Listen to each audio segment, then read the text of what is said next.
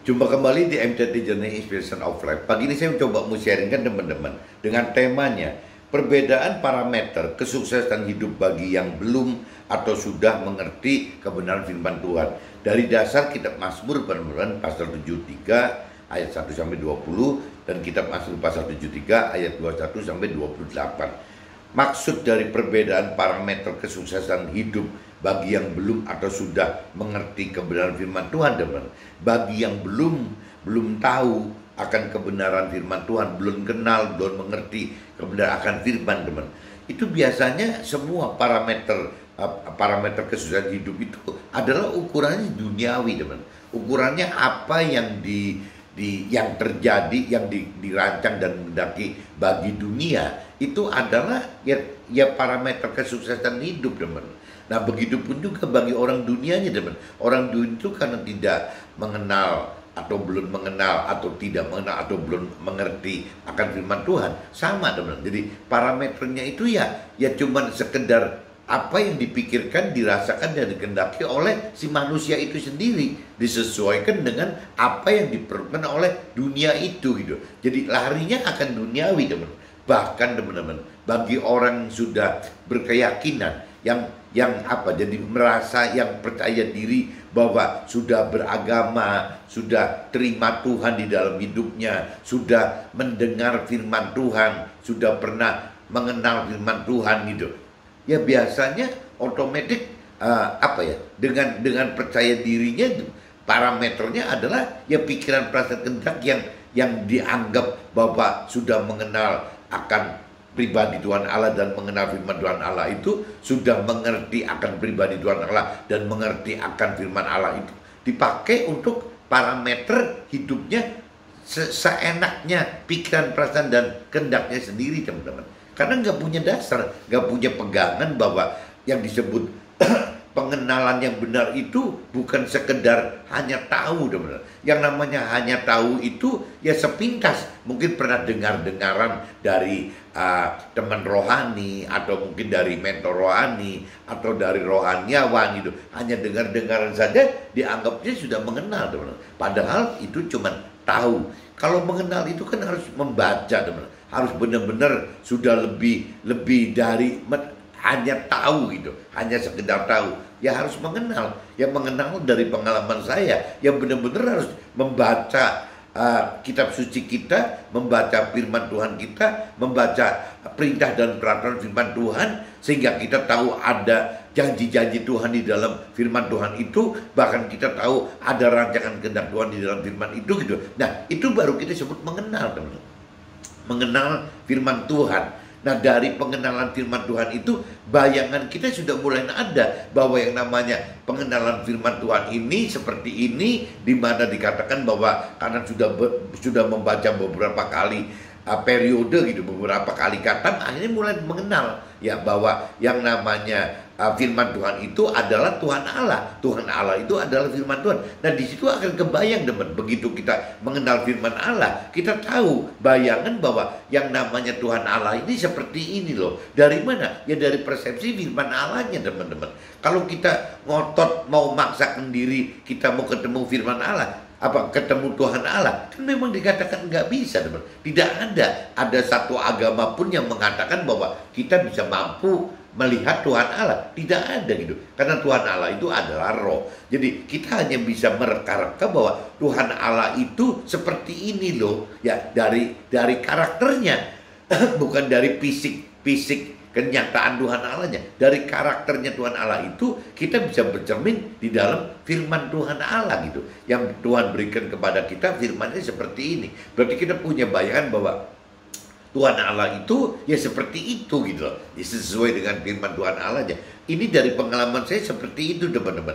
Jadi kalau kita pengen tahu pribadi Tuhan Allah dan apa yang diperintahkan Tuhan Allah, apa yang dijanjikan Tuhan Allah, apa yang dirancang dan kehendaki Tuhan Allah, tidak bisa, teman-teman, tidak melalui pengenalan akan firman Tuhan Allah itu gitu. Dari tetap basicnya dari firman Tuhan Allah itu kita kenal, sehingga kita kenal ya bahwa Tuhan Allah secara karakternya seperti itu. Dan jangan kita mimpikan mau melihat ya wujudnya Tuhan Allah. Karena memang firman Tuhan Allah katakan bahwa Allah itu roh. Bagaimana bisa dilihat? Sama aja kita sendiri teman-teman. Apabila kita sudah lebih mengerti akan firman Tuhan Allah, bahwa di dalam manusia itu, di dalam kita itu terdiri dari tubuh, jiwa, roh. Nah, tubuh masih bisa kelihatan, jiwa mungkin udah nggak kelihatan. Dengan jiwa itu kan pikiran, perasaan, kehendak kita, kelihatannya dari situ. Mungkin konversinya ke karakter gitu.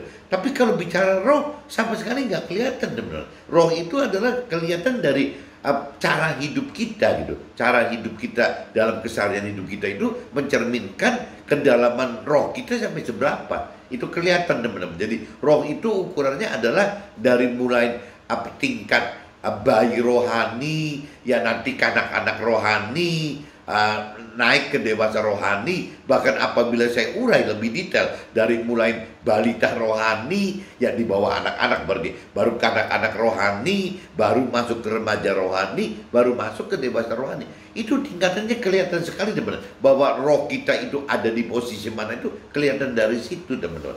Kalau cerita dari karakter gitu, kalau kita pengen tahu karakter Tuhan Allah, karakternya kita, ya pasti parameternya firman Tuhan teman. Nggak bisa parameter itu hanya dari pikiran, perasaan, kehendak kita manusia sendiri. Nah itu boleh, itu karakter manusia. Tapi kalau kita mau tahu karakternya Tuhan seperti apa, ya kita harus dari pikiran, perasaan, kehendak Tuhan, dari ya sisinya Tuhan gitu. Nah dari sisinya Tuhan tidak bisa tidak teman-teman. Konversinya itu adalah ya pengenalan, pengertian akan firman Tuhan. Jadi dengan kita mau mengenal Tuhan secara pribadi lebih dalam, dengan kita mau mengenal firman Tuhan lebih dalam, ya kita kembali tadi dikatakan kita harus benar-benar mau teman-teman, mau mencari Tuhan melalui ya pengenalan akan firman Tuhannya. Ya kita harus baca, tidak cuma banyak sekali teman-teman yang baca satu katam, satu periode putaran aja tidak selesai teman-teman. Coba bayangin, padahal kalau kita niati, ya kita maksimal. Apabila kita maksimal, rata-rata, kalau rata-rata mungkin setahun selesai satu putaran, satu katam gitu. Kalau kita ekstra karena kita haus, jangan-jangan nggak usah setahun juga selesai. Ada yang baca 6-9 bulan juga udah selesai satu kali periode, satu kali katam gitu. Kalau kita agak males-malesan, ya paling 1,5 kali, 1,5 tahun juga katam juga teman-teman. Kecuali kalau memang kita nggak tergerak untuk mau membaca firman Tuhan, mau digeletakin 5 tahun, 10 tahun, 15 tahun, 20 tahun, bahkan sampai kita meninggal pun ya tidak selesai. Satu putaran pun tidak selesai teman. Ya ujung-ujungnya cuma apa? Kitab suci kita kalau bagi orang-orang yang bukan bukan muslim, kadang-kadang kan nyelipin barang-barang waktu ingin dikubur gitu di dalam peti. Biasanya karena ada peti teman-teman, jadi di tempat-tempat longgarnya itu disumpel-sumpelin gitu, disumpelin ada pakaian, disumpelin ini itu, bahkan disumpelin kitab suci mungkin di dalam situnya gitu. Kalau penguburannya cara muslim kan nggak bisa teman-teman, tidak ada petinya, jadi langsung dibungkus kain kapan ditanam gitu kan. Nah itu kan nggak bisa nyelipin apa-apa. Tapi yang konyol bagi orang yang dikuburnya pakai peti gitu, biasanya begitu teman-teman. Yang saya tahu itu peti itu di luar jenazah orangnya gitu, itu pinggir-pinggirnya itu diselip-selipin teman-teman. Ada cerita ini itu semua diselipin, barang-barang hobinya dia diselipin gitu. Semua diselipin dalam situ. Nah ya tidak luput juga orang kadang-kadang usil nyelipin kitab suci. Lah waktu hidup aja tidak membaca kitab suci gitu, apalagi sudah meninggal gitu, yang gimana caranya mau baca kitab suci? Kitab suci itu harus dibacakan ya dari kita hidup teman.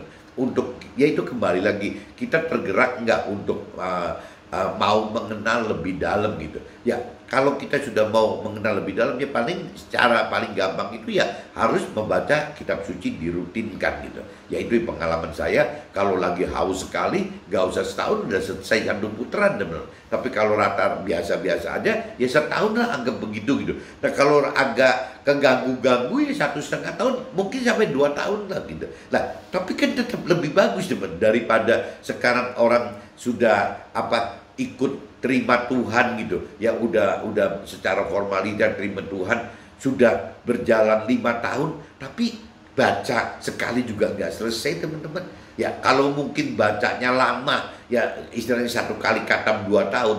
Kalau 5 tahun kan berarti udah 2,5 kali katam kan membacanya gitu, sudah ngalami 2,5 kali baca gitu. Nah kalau 10 tahun teman, 10 tahun kalau diambil yang paling lambat pujian Tuhan, mereka sudah 5 kali khatam. Ya kalau 20 tahun, ya 20 tahun mesti 10 kali khatam.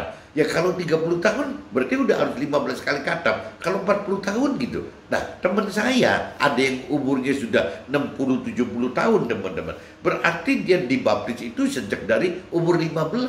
Ya saya ketemu dia misalnya umur 70-an gitu. Berarti berjalan sudah 55 tahun teman. 55 tahun kalau saya tanya, pernah nggak baca kitab suci satu putar? Nggak pernah teman. Nggak pernah habis katanya. Tapi kan saya tiap hari dengar. Ya renungan harian saya dengar, apa saya dengar. Kan beda, menurut saya beda gitu. Jadi kita harus tetap membaca firman Tuhan secara langsung teman. Dalam kitab suci nggak bisa tidak. Bahkan kitab suci kita itu kalau perlu ditandai gitu, ditandai yang vital-vital, yang penting-penting kita tandai supaya bisa menjadi alat kesaksian kita nanti waktu Tuhan pakai kita sebagai alatnya untuk bersaksi. Itu penting sekali teman.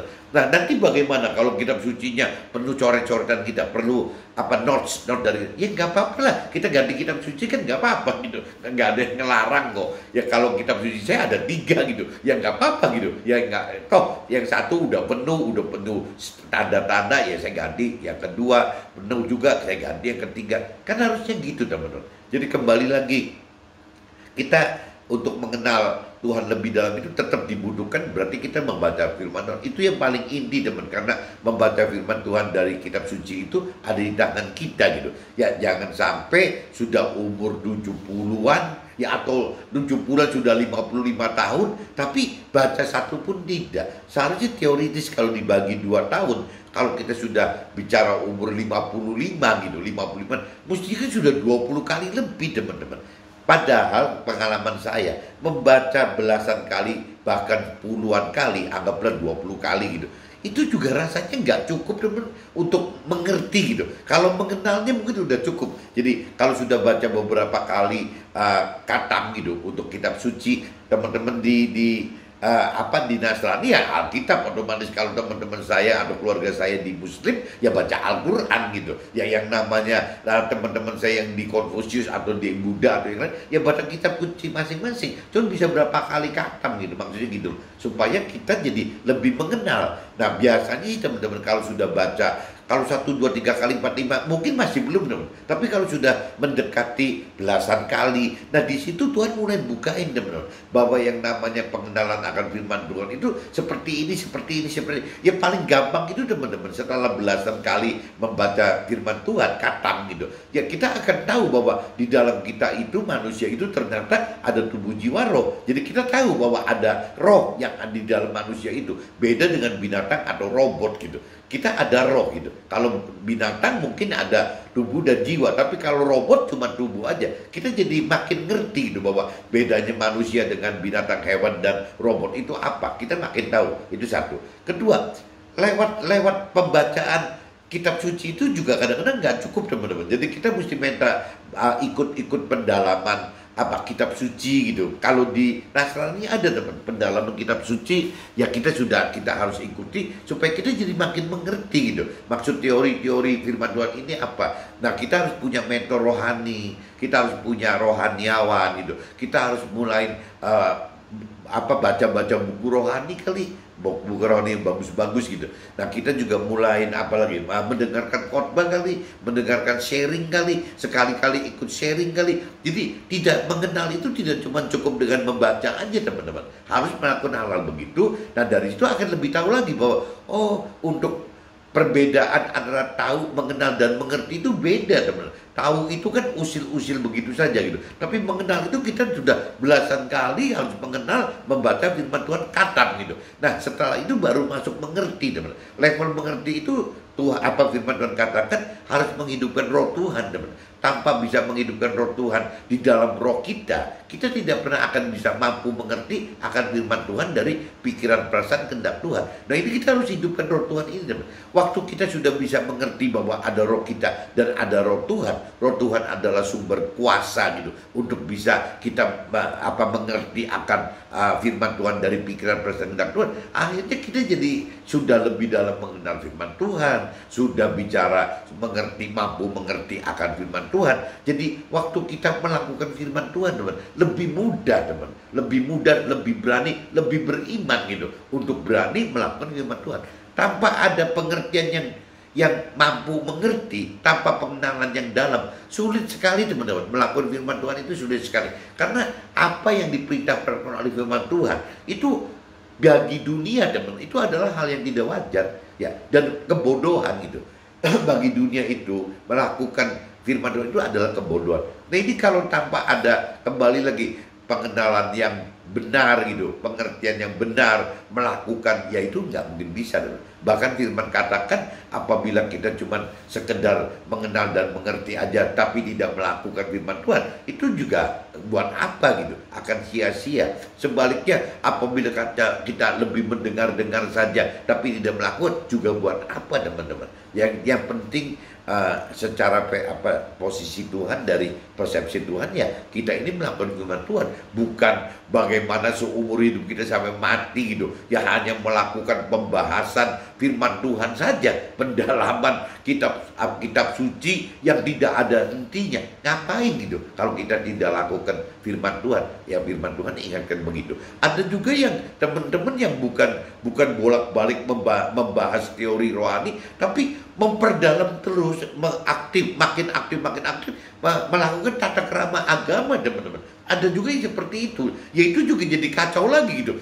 Melakukan tata krama agama itu kan belum tentu melakukan apa yang Tuhan perintahkan. Membahas teori firman Tuhan pun belum tentu istilahnya sesuai dengan perintah Tuhan, perintah dan peraturan melakukan firman Tuhan. Nah, ini jadi hati-hati, teman-teman. Ada teman-teman yang kelewat senang gitu membahaskan teori-teori rohani. Ada teman-teman yang senang lebih fokus mendalami soal tata krama agama gitu. Ada juga yang seperti itu, teman-teman.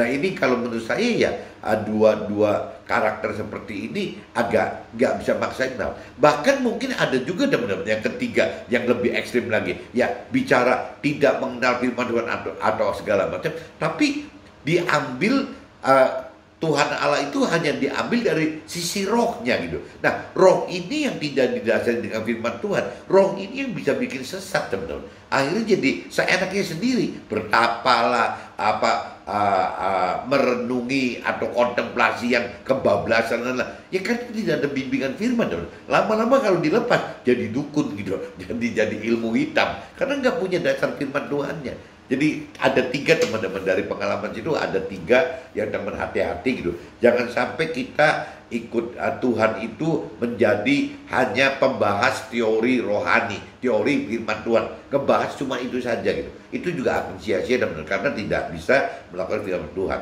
Kedua, ada juga yang terlalu aktif, terlalu dalam mengikuti tata krama agamanya, teman, sampai akhirnya tidak mengenal firman Tuhan secara baik, secara benar gitu, dan otomatis tidak melakukan firman Tuhan. Yang ketiga, jangan sampai kalau kita bicara tubuh jiwa roh, yang hidupkan itu hanya unsur roh saja tanpa dasar dari firman Tuhan. Nah, ini akhirnya bisa jadi dukun nih, yang bisa kan nggak punya dasar firman Tuhan, akhirnya nggak bisa membedakan mana roh baik, roh jahat gitu, mana roh benar, roh nggak benar, mana yang mesti diinginkan Tuhan dan tidak, kacau semua karena firman Tuhannya tidak mendukung, teman-teman. Nah, ini juga teman-teman harus hati-hati sekali, jangan sampai masuk kejebak ke dalam seperti hal ini, teman-teman. Nah, ini sebelum saya lanjut ke draft, teman-teman, saya coba masuk ke dalam firman Tuhannya dulu. Saya baca dari Mazmur pasal 73, teman-teman. Mazmur 73 ayat 1 sampai 20. Nanti juga saya langsung sambung aja Mazmur 73 pasal 73 ayat 21 28. Nanti setelah itu baru masuk ke draft. Perikopnya untuk Mazmur pasal 73, pergumulan dan pengharapan. Judulnya ini, teman-teman, pergumulan dan pengharapan. Apa sih pergumulan dan pengharapan? Ini kalau yang saya baca beberapa kali, bahwa cerita pergumulan pengharapan itu dari mulai kita, teman-teman, yang tadi dikatakan hanya tahu firman hanya tahu Tuhan sekedarnya pribadi Tuhan, sekedarnya hanya tahu firman Tuhan, sekedarnya cuma dengar-dengaran aja gitu. Ya itu akan menghadapi pergumulan pengharapan dengan waktu kita lebih mendalami pengenalan akan firman Tuhan, lebih mampu mengerti akan firman Tuhan, dan lebih mampu untuk melakukan firman Tuhan.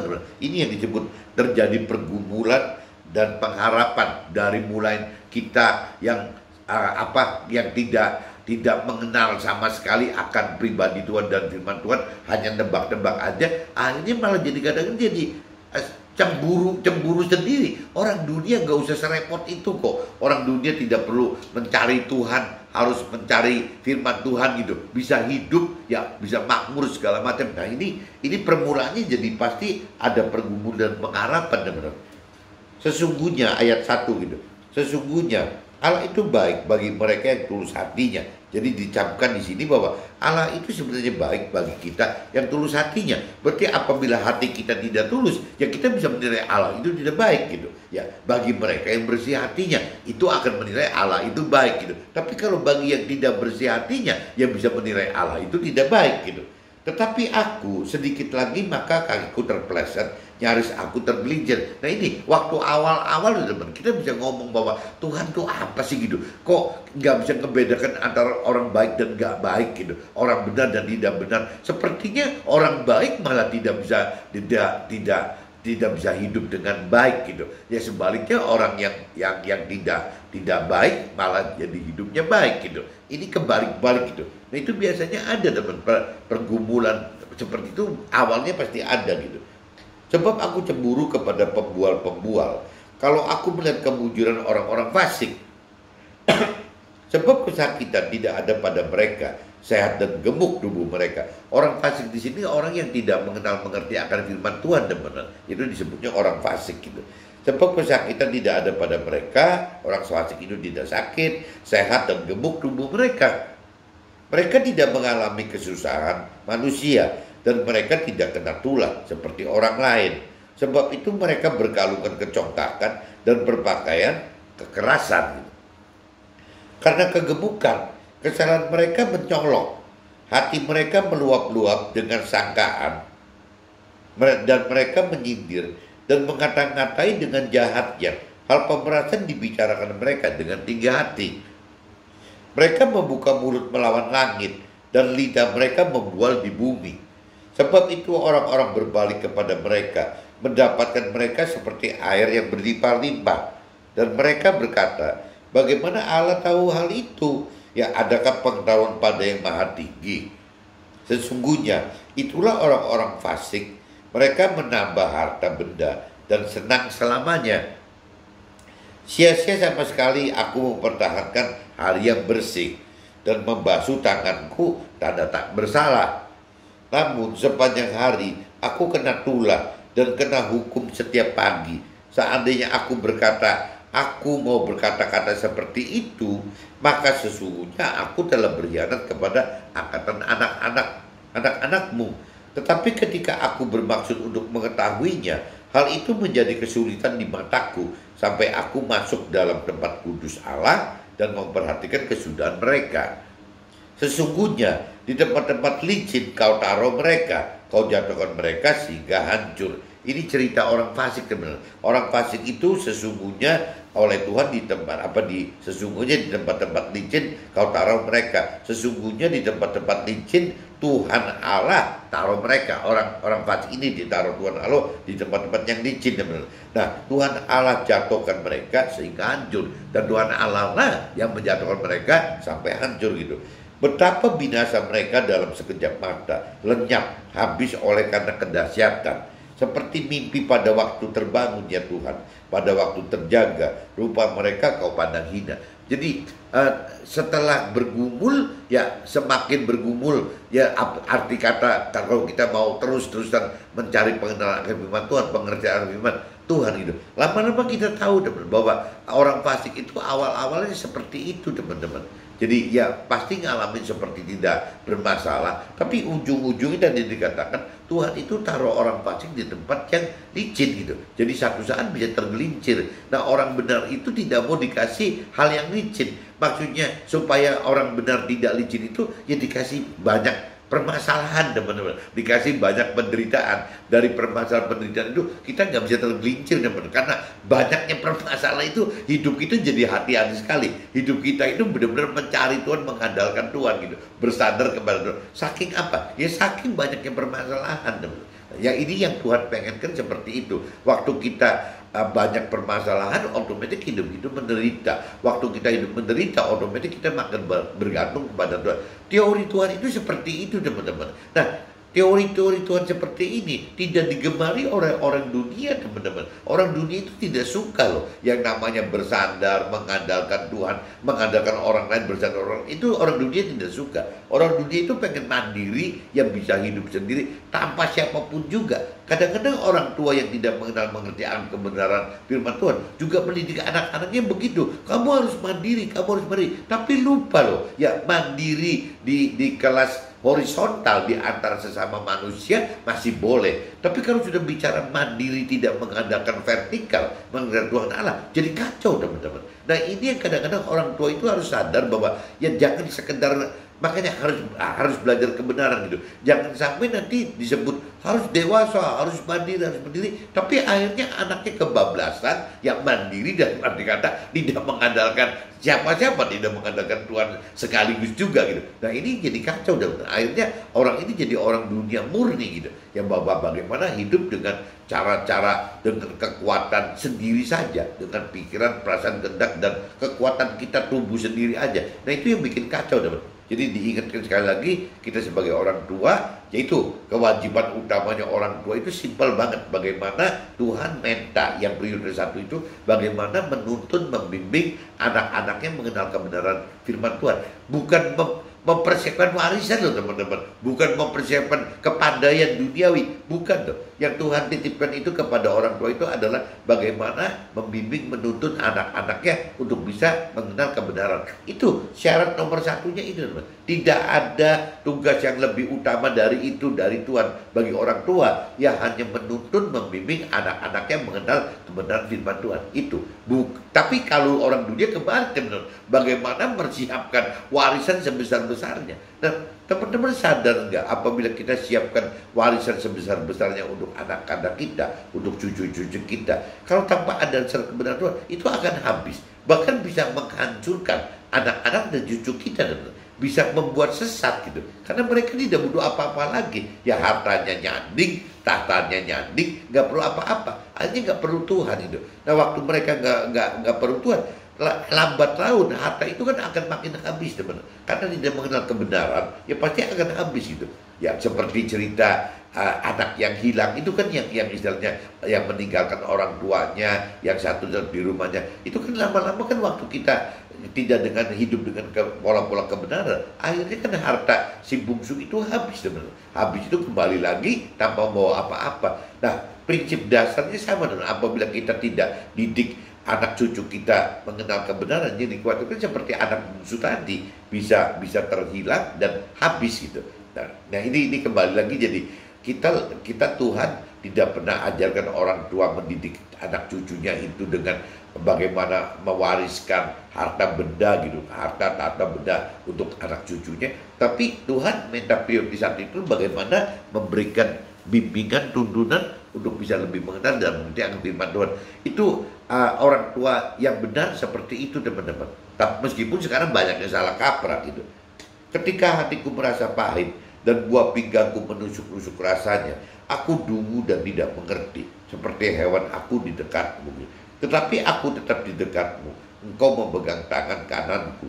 Dengan nasihatmu, engkau menuntun aku. Dan kemudian engkau mengangkat aku dalam kemuliaannya. Ini kalau kita simak, teman, pernah nggak, teman, ketika hatiku merasa pahit dan buah pinggangku menusuk-nusuk rasanya, teman, pernah nggak apa pinggang di punggung kita itu sakit, nyeri banget? Nah itu saking stresnya bisa begitu, teman. Apabila kita takut gitu, kita stres, itu bisa tanda-tanda yang paling gawat itu adalah yaitu di pinggang itu seperti nusuk-nusuk rasanya gitu. Itu berarti stresnya itu sudah melampaui dari stres di pikiran, sudah sampai ke fisik tubuh kita. Itu berat sekali, teman-teman. Dan kalau kita simak ayat 24, teman, dengan nasihatmu itu ya kembali lagi, ya Tuhan memberikan nasihat kita dan tuntunan kita itu tidak jauh-jauh dari firman Tuhannya, teman-teman. Jadi kalau teman-teman pengen tahu apa nasihat Tuhan, ya harus mengerti akan firman Tuhan, yaitu semua nasihatnya Tuhan itu.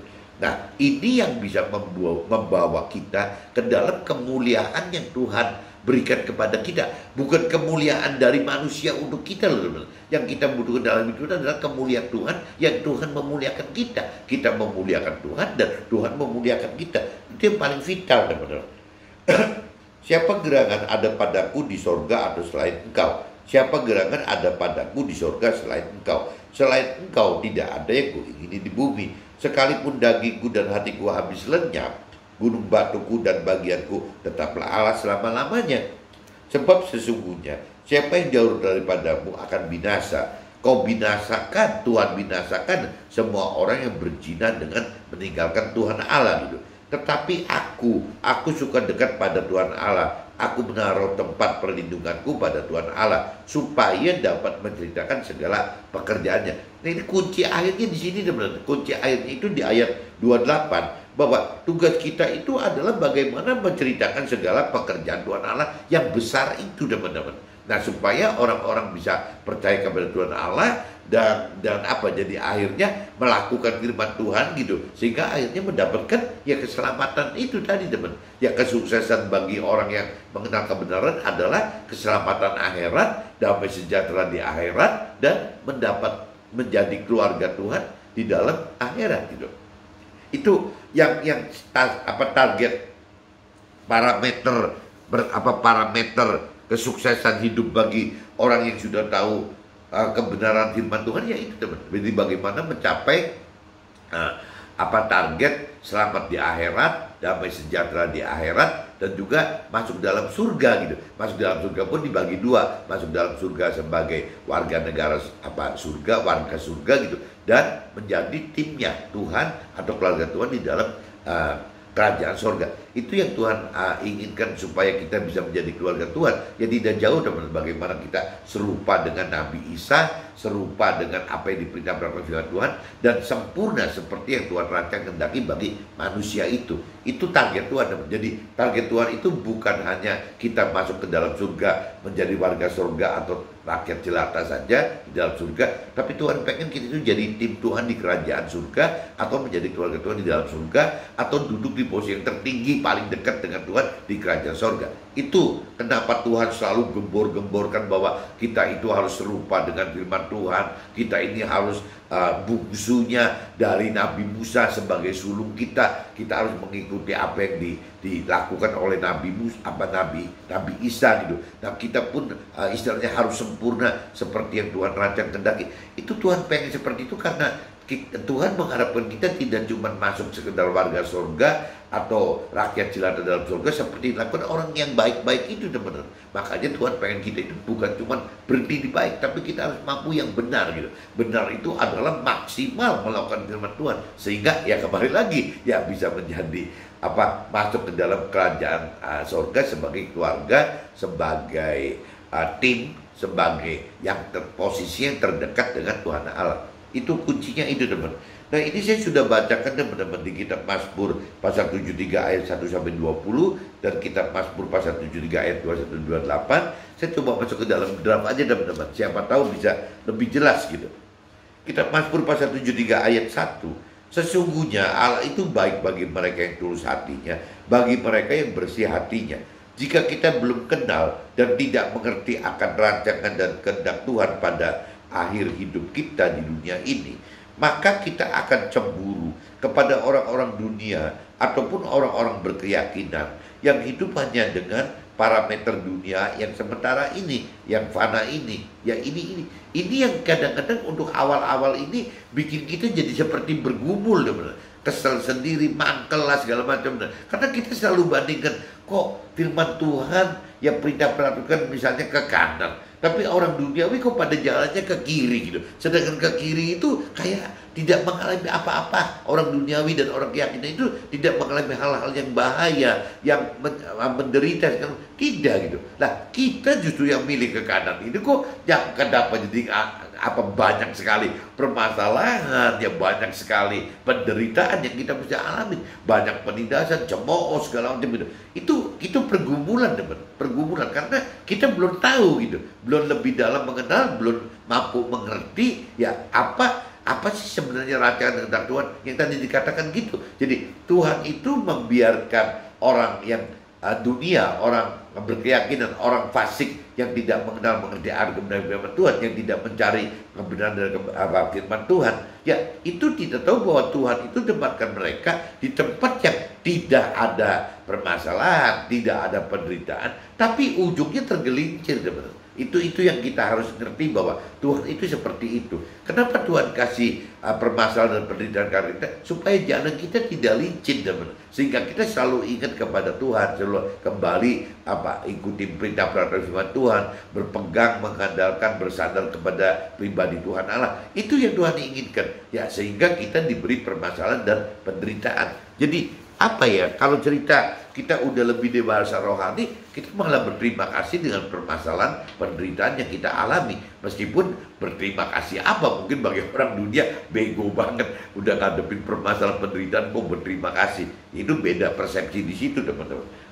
Kitab Mazmur pasal 73 ayat 8-15. Orang dunia atau orang berkeyakinan menyindir dan katakan serta pengaruhi banyak orang-orang mengikutinya. Dengan provokasi mereka katakan bagaimana Allah bisa tahu sementara Allah ada di langit gitu. Ya, mereka menambah harta benda dan cari ketenangan duniawi semata. Sementara orang yang melakukan firman alami penderitaan. Itu tadi saya baru jelaskan tadi gitu. Jadi kadang-kadang orang-orang yang duniawi, orang berkeyakinan itu malah bisa meyakinkan atau memprovokasi orang-orang manusia secara umum gitu. Kok ribut-ribut Tuhannya di mana juga kita nggak ngerti gitu. Ya, kita masih hidup di dunia ini, bagaimana Tuhan pengen istilahnya bisa terlibat dengan hidup kita. Nanti waktu kita meninggal lah, kita baru ketemu Tuhan Allah di akhirat. Pola-pola orang dunia, pola-pola orang berkeyakinan itu tidak beda dengan pola-polanya iblis gitu. Yang bagaimana iblis membujuk, memprovokasi gitu. Ya dengan terus ngomong begitu, teman-teman. Tuhan itu nanti bukan sekarang gitu. Nah, sampai ada istilah, ngapain sih kita ribut-ribut Tuhannya ada di langit kok. Emang Tuhan tahu apa yang kita hadapi sekarang, permasalahan dan penderitaan sekarang. Selalu orang dunia, orang berkeyakinan akan selalu katakan seperti itu. Dan yang konyol, orang-orang yang tidak mengenal, tidak mengerti akan firman Tuhan, kebawa oleh provokasi dari orang dunia dan orang-orang keyakinan tadi. Jadi ke bawah gitu. Bahkan bisa orang tua ngomong ke anak-anaknya, ya jangan kelewat ngomong Tuhan-Tuhanan dulu dong. Lu yang real dong. Ini cerita bener nih. Saya punya satu saudara keluarga gitu yang menasihat anaknya begitu. Ini anak nggak bener nih. Apa-apa Tuhan lagi. Ini anak nggak pernah ngerasain hidup susahnya orang tua di dunia ini. Ya harus begini, menderita gini gitu. Ributnya gitu. Karena polanya berbeda, teman-teman. Kalau si anaknya meskipun jauh lebih muda, memang kebenaran Tuhan tangkap. Jadi akhirnya si anak ini dari muda itu sudah belajar mengenal Tuhan habis-habisan, belajar mengerti habis-habisan. Akhirnya berbeda dengan orang tuanya. Nah, orang tuanya kadang-kadang kalau yang tidak bijaksana, tidak mengenal mengerti kebenaran firman Tuhan, justru anaknya seperti ini dikucilkan, teman-teman. Ditindas di segala macam gitu, biar kapok, biar sadar bahwa hidup di dunia itu bukan seperti jalan di akhirat gitu. Di bumi ini masih menapak, berarti mesti ini. Nah, itu keluar teori-teori duniawinya, teman-teman. Padahal orang tua sendiri loh. Nah, ini makanya Tuhan takut sekali apabila orang tua tidak mengenal kebenaran firman Tuhan. Dikhawatirkan anak cucunya jadi kacau, teman-teman. Karena tidak ada bimbingan, tidak ada tuntunan hidup benar harus bagaimana. Ya ini akan berlangsung terus-menerus apabila kita semua tidak sadar, teman-teman. Kita tidak percaya, tidak taat, tidak kasih Tuhan lebih daripada yang lain itu. Kita ini lebih mengasihi duniawi, ya baik apa itu berupa harta, tahta, bahkan keluarga kita sendiri. Kita bisa lebih menghormati, lebih menyayangi orang tua kita, pasangan kita, anak kita, saudara kita, dibanding ke Tuhannya sendiri loh, dibanding ke dalam firman-Nya. Nah, ini yang bikin kacau, bikin celaka nantinya gitu. Kitab Mazmur pasal 73 ayat 16-20. Sesudah lebih dalam mengenal dan lebih mampu mengerti akan rancangan dan kehendak Tuhan oleh karena firman-Nya, maka pergumulan lakukan firman akan dapatkan pengharapan hidup yang jauh lebih benar gitu, yakni hidup dengan mencari kesuksesan rohani yang kekal gitu. Nah ini ceritanya, kalau cerita kita sudah lebih mengenal, lebih mengerti akan firman Tuhan, teman, yang namanya pergumulan itu mulai hilang, teman, hilang diganti oleh pengharapan. Ya, kita sudah makin tahu bahwa kenapa sih Tuhan perintah salurkan seperti ini. Ya, kenapa sih Tuhan harus arahkan kita berbuat seperti ini, itu seperti yang di dalam firman-Nya gitu. Ya, kita makin tahu bahwa janji-janji Tuhan itu seperti ini, yang namanya rancangan kehendak Tuhan itu seperti itu gitu. Nah, setelah kita sudah lebih dalam mengenal dan lebih mampu mengerti akan firman Tuhan, teman-teman, otomatis yang tadinya pergumulan itu jadi berubah, teman-teman, berubah menjadi pengharapan. Bagaimana bisa hidup sesuai dengan apa yang Tuhan rancang dan kehendaki. Nah, untuk bisa masuk ke dalam rancangan dan kehendak Tuhan, nggak jauh-jauh, teman-teman. Ya, kita harus mengenal mengerti firman Tuhan dulu. Kita harus bisa mampu melakukan firman Tuhan, baru bisa masuk ke dalam rancangan dan kehendak Tuhan gitu.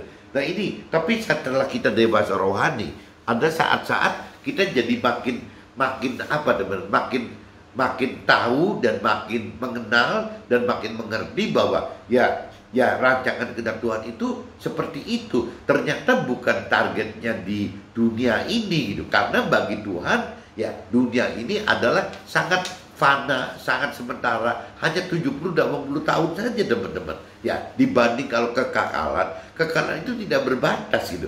Nah, Tuhan takut sekali karena proses ujian cobaan untuk ditentukan menghadap pengadilan tahta Tuhan Allah nanti gitu, waktu kita meninggal dunia di akhirat. Itu kan cuman punya waktu 70-80 tahun, teman. Bagaimana kita berbuat benar selama 70-80 tahun ini supaya waktu meninggal dunia, pengadilan, penghakiman dan pemutusan hukuman itu tidak jatuh ke dalam kebinasan yang kekal di dalam neraka, tapi bisa masuk ke dalam kekekalan hidup, kekal di dalam surga. Itu yang Tuhan inginkan, teman-teman. Jadi ini kembali lagi, apabila kita terus-terusan bergumul, tidak bisa lompat ke pengharapan, ke pola-pola pikir, perasaan dan kehendaki yang Tuhan Allah rancangkan dan kehendaki, yaitu pasti kacau, teman-teman. Kita pasti ketinggalan masuk ke dalam dunia, dan bisa resikonya gitu, waktu kita meninggal dunia umur rata-rata 70-80 tahun, ya kita tidak mendapatkan selamat akhirat, yang dikhawatirkan kita masuk ke dalam mendapatkan kebinasaan kekal. Nah ini yang teman-teman hati-hati. Jadi kembali lagi, oleh karena pengenalan yang lebih dalam, oleh karena kemampuan mengerti firman Tuhan lebih dalam, oleh karena keberanian beriman untuk melakukan firman Tuhan, akhirnya teman-teman ya kita bisa mendapatkan pengharapan yang kekal yang Tuhan maksud. Nah ini nanti akhirnya kita jadi lebih tenang, teman-teman. Kitab Mazmur pasal 73 ayat 21-24, melakukan firman akan alami derita, karena perintah serta peraturan firman Tuhan selalu bertentangan dengan kewajaran dan kepandaian dunia. Hanya roh Tuhan yang dapat memampukan kita lakukan firman. Karena ada nasihat dan ada tuntunan untuk dapatkan kemuliaannya. Jadi teman-teman diingatkan di sini, apabila kita sudah melampaui dari tahu, kita sudah lebih dalam mengenal, dan kita sudah mampu mengerti firman Tuhan. Tadi dikatakan, berarti kita tahu dalam hidup kita ini, kita harus menghidupkan roh Tuhan, teman-teman. Nah roh Tuhan ini, teman-teman, yang membuat kita mampu mengerti dan mampu melakukan firman Tuhan, teman-teman. Kalau tanpa ada roh Tuhan, tidak mungkin kita mampu melakukan firman Tuhan, teman. Nggak mungkin mampu, dijamin tidak mungkin mampu gitu. Nah, roh Tuhan ini adalah penasihat kita, dan juga yang menuntun kita, teman-teman, untuk mencapai apa yang Tuhan bisa muliakan kita gitu. Apa sih yang bisa muliakan? Yaitu balik lagi melakukan firman Tuhan, teman. Apabila kita bisa melakukan firman Tuhan, seolah Tuhan memuliakan kita gitu. Bahkan apabila kita pengen lebih daripada rata-rata gitu, orang-orang Tuhan yang di atas rata-rata, yang posisinya lebih tinggi atau lebih dekat dengan Tuhan Allah gitu, ya Tuhan Allah ajarkan begitu. Bagaimana supaya kita bisa bukan cuma sekedar masuk menjadi orang baik, masuk menjadi warga surga atau rakyat jelata surga, tapi Tuhan pengen kita itu menjadi orang yang benar, orang yang benar-benar melakukan firman Tuhan, ya untuk bisa masuk menjadi, ya kembali ke timnya, ke keluarganya, atau posisi yang terdekat dengan Tuhan Allah dalam surga. Yang satu-satunya harus menghidupkan roh Tuhan sebagai penasihat dan penuntun kita untuk mencapai apa yang Tuhan rancang kehendaki gitu. Kitab Mazmur pasal 73 ayat 25 sampai 27. Kedewasaan rohani membuat parameter kesuksesan hidup dengan kriteria kriteria kekekalan dan hidup dekat bersama roh Tuhan setiap saat. Nah ini jadi di kitab Mazmur 73 sampai 25 sampai 7 ayat 25 sampai 7, yaitu butuh kedewasaan rohani yang untuk membuat parameter kesuksesan hidup itu dengan kriteria kekekalan. Jadi kedewasaan rohani itu yang membuat yang parameter kesuksesan itu berubah, bukan kesuksesan hidup bagi yang belum yang mengenal itu kan berarti duniawi, tapi bagi yang dewasa rohani parameter kesuksesan hidup itu adalah ya parameter semaksimal mungkin melakukan firman Tuhan, teman. Yang makin tinggi makin baik, sampai melakukan firman Tuhan, bahkan bisa mengajarkan firman Tuhan, itu akan lebih baik lagi, teman. Yang mengajarkan firman Tuhan itu Tuhan benar-benar harapkan yang bisa benar-benar menjadi anggota keluarga Tuhan di dalam kerajaan sorga gitu. Itu yang Tuhan benar-benar harapkan supaya kita bisa menjadi seperti Nabi Isa. Kita mesti menjadi melakukan hukum firman Tuhan tadi gitu. Kita harus bisa ya itu sempurna seperti Tuhan rancang dan kehendaki. Itu teman-teman yang diharapkan oleh Tuhan Allah sebenarnya itu gitu. Kitab Mazmur pasal 73 ayat 28. Tetapi aku suka dekat pada Allah. Aku menaruh tempat perlindunganku pada Tuhan Allah supaya dapat menceritakan segala pekerjaannya. Nah kembali lagi, kunci akhirnya teman-teman, apabila kita mengasihi Tuhan, menyayangi Tuhan, percaya Tuhan, taat kepada Tuhan, Tuhan itu cuma minta bagaimana kita dapat menceritakan segala pekerjaan besarnya Tuhan Allah gitu. Dari bagaimana caranya? Ya pada akhirnya Tuhan kehendaki agar kita semua bersaksi akan kebesaran Tuhan dalam hidup kita, teman-teman. Nah itu tugas kita begitu gitu. Jadi kalau kita bicara tugas mentor rohani dan rohaniawan aja mengajarkan rohani, teori rohani atau teologi, tapi ujungnya kan bukan cuma sekedar mengajarkan, teman-teman. Harusnya juga melakukan firman dan menjadi saksi kebesaran Tuhan Allah gitu di dalam hidup kita. Nah, begitupun kita yang bukan mentor rohaniawan punya talenta sebagai di marketplace atau di dunia sekuler itu sebagai aneka pengusaha, aneka karir, aneka buruh gitu. Nah, ini kita punya peluang bagaimana mengajarkan firman Tuhan itu bukan dengan cara mengajarkan teologi gitu, teori rohani, tapi kita bagaimana memberikan kebenaran firman Tuhan dari kesaksian hidup kita, teman-teman. Bagaimana kita menyatakan bahwa Tuhan itu ada, bahwa Tuhan itu besar, bahwa Tuhan itu hidup. Ya ini semua nih. Bagaimana ini kesaksian yang di firman Kitab Mazmur 73 ayat 28 itu kehendaki gitu ya, supaya dapat menceritakan segala pekerjaannya. Itu yang paling penting, teman. Jadi tugas dan kewajiban kita hidup itu kalau dari parameter sukses hidup di rohani yang sudah mengenal kebenaran firman Tuhan, yaitu hidup menjadi saksi kebesaran Tuhan di dalam dunia ini kepada sesama kita seluas mungkin dan dimanapun juga, teman-teman, kepada siapapun juga, teman-teman. Nah ini yang Tuhan harapkan kita bisa seperti itu ya, sehingga kita bisa dimuliakan di mata Tuhan. Oke teman-teman, see you, bye-bye.